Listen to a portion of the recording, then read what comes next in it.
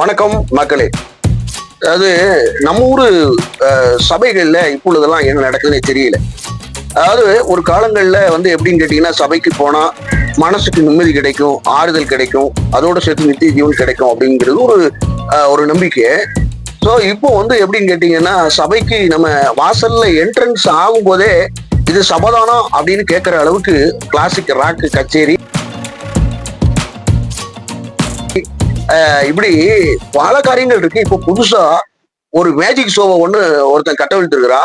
அது என்ன அப்படிங்கிறது ஒரு 6 வீடியோவை நம்ம பார்க்க போறோம். ஃபர்ஸ்ட் கோமாளித்தனமான காரியங்கள் என்ன அப்படிங்கிறத பாருங்க.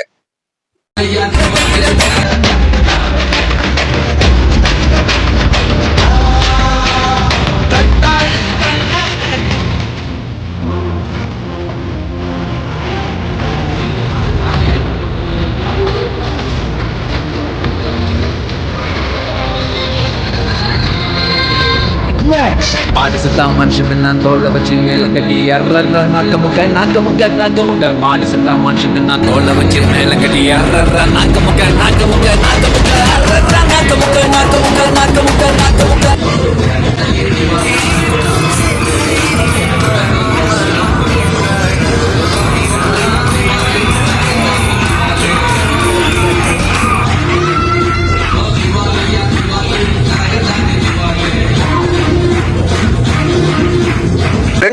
ரெண்டு வீடியோவை நீங்க பார்த்திருப்பீங்க. ஒன்றுக்கும் மேற்பட்ட 2 வீடியோக்களையும் பார்த்திருக்கீங்க. அதாவது இவர்களுக்கும் இவர் வடிவேலு நடனம் ஆடுவதற்கு சரி, இவங்க ஆடின நடனம் மாதிரியே இன்னொரு நடிகை ஆடி இருக்காங்க. அதே இதை பாருங்க.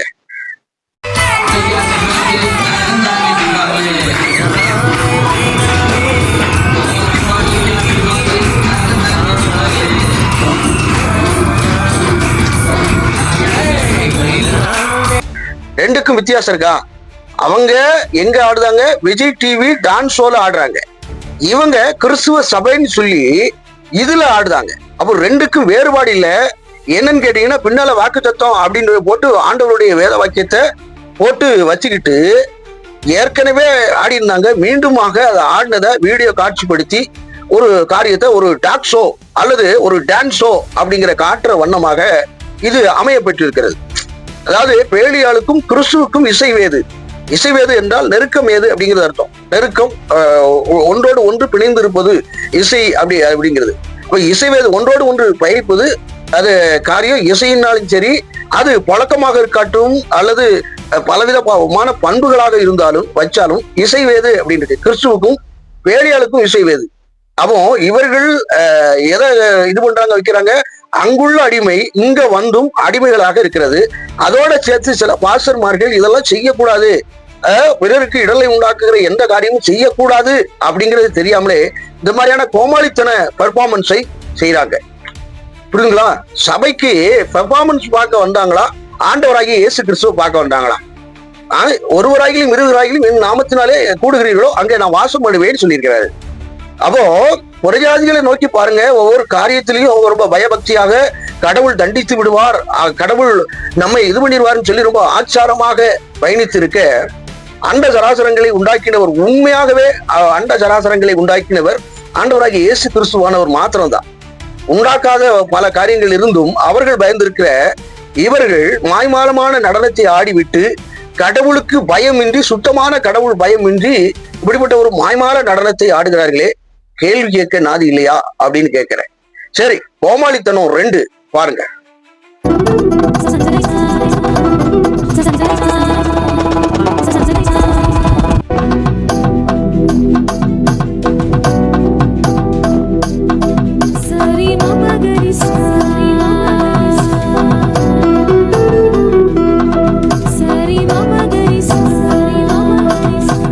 காத்துல தூவி விட்டு ஆடிய பூவில வாடக்கட்டு அப்படிங்கிற ஒரு பாடல் வரும். ஜானி அப்படிங்கிற திரைப்படத்தில் வரும். அந்த கதாநாயகனுடைய முகத்தையே ஒரு விட்டு, அதாவது கண்ணை ஒரு சைடாக இது பண்ணி அதை பார்த்து கொண்டே இருக்கும். அதோடைய பார்வை வித்தியாசமான பார்வையாக இருக்கும். அதே ஃபார்மேட்ல கமகரிச அப்படின்னு சொல்லி இந்த என்ன சொல்றது, அது என்ன சொல்றது, கர்நாடிக் மியூசிக்ல சரி கம்மா பார்த்த நீ அப்படின்னு பாடுவாங்கல்ல, அப்படி வச்சுக்கிட்டு அப்படியே கண்ணாடி சோடாப்பட்டி கண்ணாடியை வைத்து கொண்டு இப்படிப்பட்ட ஒரு டாக் ஷோ, டான்ஸ் ஷோ அப்படிங்கிறது மாதிரி காட்டியிருக்காங்க. இதெல்லாம் தேவையா அப்படின்னு கேட்கிற அளவுக்கு இதா இருக்கு. புரியுதுங்களா? கிறிஸ்துவ சபை அப்படின்னு சொன்னா கிறிஸ்துவம் அப்படிங்கிறது ஒழுக்கத்தை சார்ந்தது. கிறிஸ்துவம் என்பது பரிசுத்தத்தை நேராய் பயணிப்பது, நீதியின் மார்க்கம், உண்மை மார்க்கம், நானே வழியும் சத்தியம் ஜீவனுமாய் இருக்கிறேன் அப்படின்றது. சத்தியத்தையும் அறிவீர்கள், சத்தியம் உங்களை விடுதலை ஆக்கும் அப்படின்றார். அப்படியானால் இவர்கள் செய்யக்கூடிய செயல் நிமித்தம் நமக்கு விடுதலை கிடைக்குமா என்றால் விடுதலை கிடைக்க போகிறது இல்ல. ஏதோ ஒரு பாஸ்ட் என்டர்டெயின் அப்படின்னு சொல்லலாம். இந்த என்டர்டெய்னரை என்ன பண்றாங்க? சபை மேடையா பயன்படுத்துறாங்க. அவங்களுக்கு ஒரு திறமைகள் இருக்கிறது என்றால் விஜய் டிவிக்கோ அல்லது சன் டிவிக்கோ அல்லது கலைஞர் டிவிக்கோ போய் விட வேண்டும். சபைகள்ல எதுக்காக கிறிஸ்தவர்கள் வருகிறார்கள் அல்லது மற்ற மக்கள் ஏன் கிறிஸ்துவத்துக்குள்ளே வருகிறார்கள் அப்படின்னு சொன்னா, இயேசுநாதர் வருத்தப்பட்டு பாரம் சுமக்கிறவர்களை என்னிடத்தில் வாருங்கள், உங்களுக்கு இளைப்பாறுதலை தருவேன் என்று சொன்னார். அப்படிப்பட்ட இயேசுநாதர் என்னிடத்தில் வாருங்கள் அப்படிங்கும் போது சபை சார்பில் போறாங்க. இளைப்பாறுதலுக்கு போனால் அங்கே என்னன்னு கேட்டீங்கன்னா, இந்த மாதிரியான மாய்மாலமான ஒரு நடனங்களையும் மாய்மாலான ஒரு டிஸ்கோத்தை நடனங்களும் ஆடல் பாடல்களும் மகிழ்விக்கிறதா அப்படின்னு சொன்னா மகிழ்வித்தது கிடையவே கிடையாது. பல பேர் சபைக்கு வர்றது கடன் காட்சிகள் அடைவதற்கும் மனம் நொந்து போய் வந்திருப்பாங்க. இவங்க என்டர்டெய்னர்ல கொடுக்குறாங்க. இதெல்லாம் யாரு கேட்டா? சரி, கோமாளித்தனம் 3.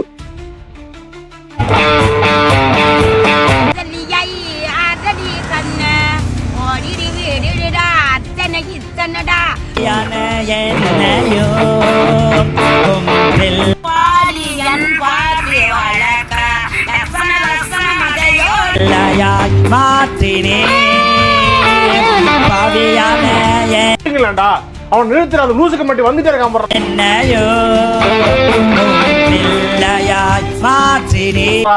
வர நிறுத்துற அவனை.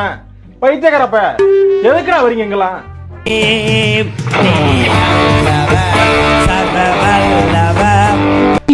ஆளை பார்த்தா டம்மி பீஸா இருக்க, பயங்கரமான ஆளா இருக்கேடா.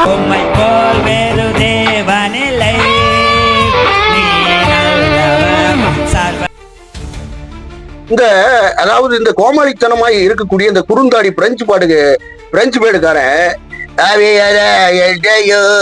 அப்படின்னு பாடுதான்ல. ஏன்னா உனக்கு பாட வரலன்னா எதுக்குடா இது பண்ற வைக்கிற? ஒரு பக்கம் ஸ்ருதி ஒரு பக்கம் போகுது, ஒரு பக்கம் மியூசிக் போகுது. எதுக்குடா கழுத கத்துன மாதிரி கத்திக்கிட்டு? ஏற்கனவே ஒரு வீடியோ போட்டவனுக்கு.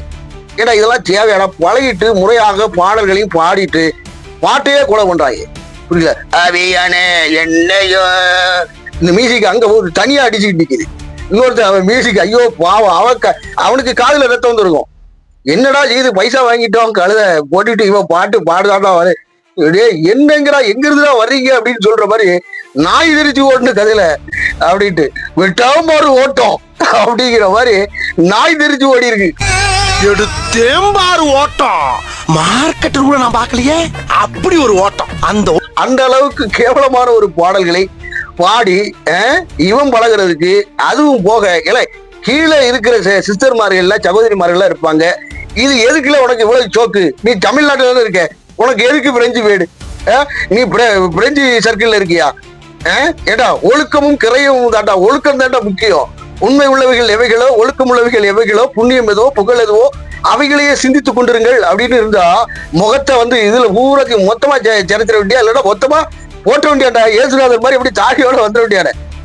இது எதுக்குடா சோக்கு? காலம் போன காலத்துல இவனுக்கெல்லாம் எதுக்கு தேவையா? கொடுமைன்னு போட அங்க கொடுமை குடுமி பிடிச்சு ஆடிக்கிட்டு இருந்ததா? கேட்க என்னத்த சொல்றது?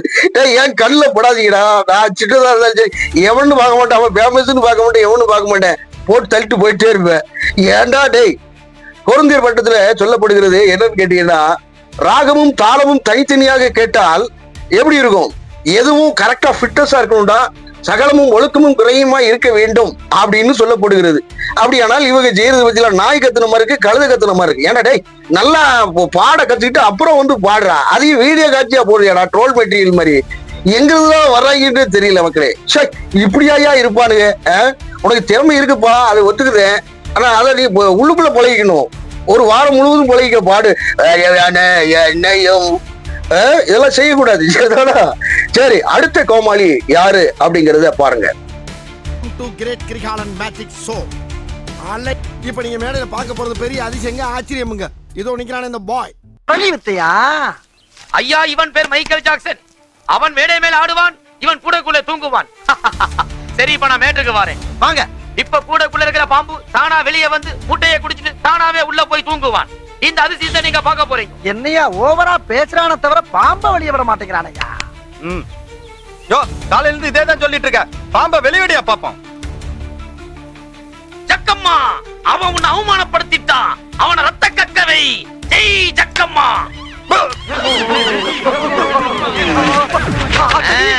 சைத்தான் கே பச்சே. இதுக்கு நீங்க யாரும் பயப்படாதீங்க. ஜக்கம்மாவை மதிக்கல, அவன் கோபத்துக்கு ஆளாயிட்டான். கேள்வி கேட்டதுக்கே ரத்தம் கக்க வச்சுட்டா. நம்ம வாய் வேற சும்மா இருக்கா. கையில தீ அந்த தீ மாதிரி வச்சிருக்காரு. அதை வச்சுக்கிட்ட உடனே அந்த இது வந்து டக்குன்னு பெருசாகுது. அப்படி மேஜிக் ஷோவை அப்படி காட்டுறாராம். காட்டிக்கிட்டு வித்த காட்டுற இடமாக சபையை ஆக்கி விட்டாங்க.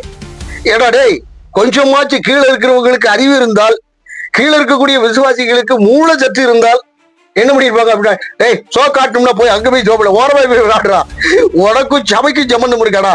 ஏடா டேய், என்னங்கடா டேய், இப்படி எல்லாம் இருக்கிறாங்களே, இவங்களெல்லாம் என்னத்தை சொல்ல சீனு காட்டுறதுக்கு, அதாவது ஷோ காட்டுறதுக்கு இடம் இல்லாம போயிட்டு நினைக்கிறேன். அதாவது எப்படின்னா, இவன் வந்து மேஜிக் ஷோ வந்து படுத்துருச்சு, அவன் தொழில் படுத்துருச்சு. சரி, சபையில இருக்கவன் தான் கோமாளிகள். சரியா, இந்த கோமாளி பயல்களை ஏமாளி பயல ஆக்கிட்டு இப்படி ஒரு சீனை கிளப்புவோம் அப்படிங்கிற மாதிரி ஒரு படம் காட்டுகிற வேலையை சபைக்குள்ள கொண்டு வராங்க. அநாகரிகத்தை கொண்டு வர்றாங்க. இது எல்லளவேனும் கிறிஸ்துவிடத்தில் கற்றுக்கொள்ளாத ஒரு படிப்பினை. புரியுதுங்களா? நாட்களை பார்க்கிறீர்களே, எவ்வளவாய் புத்தி சொல்ல வேண்டி இருக்கு அப்படின்னு. அப்ப புத்தி சொல்லுகிற இடம்தான் கிறிஸ்துவின் சபை. சரியா? புத்தி சொல்றது எது? பரலோக ராஜ்யத்தினுடைய ரகசியத்தினுடைய அடிப்படையில் புத்தி சொல்லுகிற ஒரு இடமாகத்தான் இருக்கிறது. ஒரு என்ன சொல்ற, ஒரு பள்ளி, வாழ்க்கைக்கு தேவையான பள்ளி. புரியுதுங்களா? வாழ்க்கை, கிறிஸ்துவ வாழ்க்கை அப்படிங்கிறது இந்த உலக வாழ்க்கை அல்ல, அது பரலோக ராஜ்யத்தினுடைய வாழ்க்கை. சோ அதற்கு புத்தி சொல்லுகிற இடம்தான் சபை. ஆனால் இவர்கள் புத்தி சொல்ல வரவில்லை, பணம் ஈட்டவும் அதே வேளையில் அவர்களுடைய பெர்ஃபார்மன்ஸை காட்டுவதற்குமே இதை பயன்படுத்துகிறாங்க. சரி, அடுத்த கோமாளி என்னதான் மேஜிக் ஷோ பாக்குறான் பண்றான் அப்படிங்கறத பாப்பா. பாருங்க, கையால கத்தி வந்துருக்க தம்பி, கொஞ்சம் அப்படி திரும்ப நைனா பாக்கட்டும். ஐயா வந்துக்குது ஐயா, வெட்டிலாமா ஐயா? புள்ள ஊழியம் செய்யணும், விட்டுறியா? கண்ணு கலங்குது பாரு, தன்னால கண்ணு கலங்குது. அதான் தகப்பன் பத்தியா சோமையா போன போது விடியா கத்திருக்காங்க. Ready, 1 2 3 ready.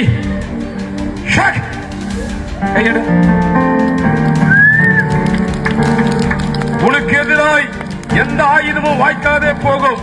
ஆண்டவராகிய அதாவது ஒரு மேடை இருக்கு, அதுல ஒரு சின்ன பையனுடைய கைய வச்சு அதை வெட்டுற மாதிரி அவன் ஊழியம்லாம் பண்ணணுங்க, வெட்டிடலாமாங்க அப்படின்னு கேட்கறான். டேய், நீங்க கீழே இருக்கிறவங்கள கேட்க மாட்டீங்களா? இது கிறிஸ்துவ சபைதானா? இல்ல என்னடா பண்ணி வச்சிருக்கீங்க, எங்கடா நடக்குது அப்படிங்கிற மாதிரி இருக்குது வைக்குது. டேய், இயேசுநாதர் எல்லாம் வந்து பார்த்தாருன்னா, டேய் என்னடா இப்படி கோமாளித்தனமா பண்ணிட்டு இருக்கீங்க, உங்களை என்ன சொன்னா, உங்களுக்கு நான் என்ன சொன்னேன்? டேய், அதாவது எப்படின்னு கேட்டீங்கன்னா, கற்றுக்கொண்ட உபதேசத்தை பிறர் கை கொள்ளும்படி சீசராக்கு அப்படின்னா, இவன் வந்து என்னன்னு கேட்டீங்கன்னா மேஜிக் ஷோவா ஆக்குறான் சபைய. ஏன்னா கிறிஸ்துவின் சபை நினைச்சீங்களா, மேஜிக் ஜோ நினைச்சீங்களா? இத கேட்டா உடனே வந்துகிட்டு என்னன்னு சொல்லுவீங்க. இத கேட்டுட்டா உடனே என்ன பண்ணுவான் அப்படின்னு கேட்டீங்கன்னா, குறை சொல்றீங்க, அதை சொல்றீங்க, இதை சொல்றீங்க அப்படிங்கிற மாதிரி சொல்லுவீங்க. சரியா? சரி, அடுத்தது இன்னொரு ஒரு கோமாளி என்ன பண்ணிருக்கா அப்படிங்கறத பாருங்க.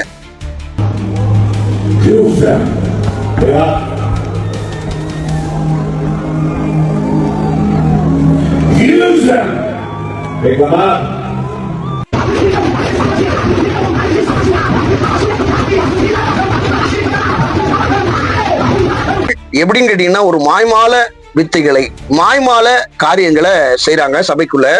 அதாவது கர்த்தர் கலகத்துக்கு தேவனாக இராமல் எதுக்கு தேவனா இருக்கிறாரு? சமாதானத்துக்கு தேவனாக இருக்கிறார். அதனால் இவங்க செய்யறது பூரா மட்டமான ரகத்திலும் மட்டமான ஒரு செயலை புரியுறாங்க. இது எல்லளவேனும் கிறிஸ்துவின் மாண்புகள் கிடையாது, கிறிஸ்துவின் உபதேசத்திலும் இது கிடையவே கிடையாது. ரொம்ப மோசமான ஒரு காரியம் இன்னும் இருக்கிறது. ஆனாலும் நேரம் காலங்கள் அதிகமாக இருக்கிறதுனால 12:58 போயிடுச்சு. இதை நம்ம ஸ்லோவில் வச்சோம், கொஞ்சம் கூட்டி வச்சோம் அப்படின்னா 10 வரும். இதுக்கு மேல பாக்குறாங்களா அப்படின்னு தெரியல. ஓகே, அடுத்த பார்ட் 2 நம்ம பார்க்கலாம். இன்னும் கிட்டத்தட்ட ஒரு 5 வீடியோக்கள் இருக்கிறது, மாய்மாலமான கோமாளித்தனமான வீடியோக்கள் இருக்கிறது. அதை நம்ம பார்த்துட்டு வந்துடலாம். பார்ட் 2ல நம்ம பார்ப்போம். வணக்கம். இவ்வளவு நேரம் வரைக்கும் பார்த்த அத்தனை நண்பர்களுக்கும் நன்றி.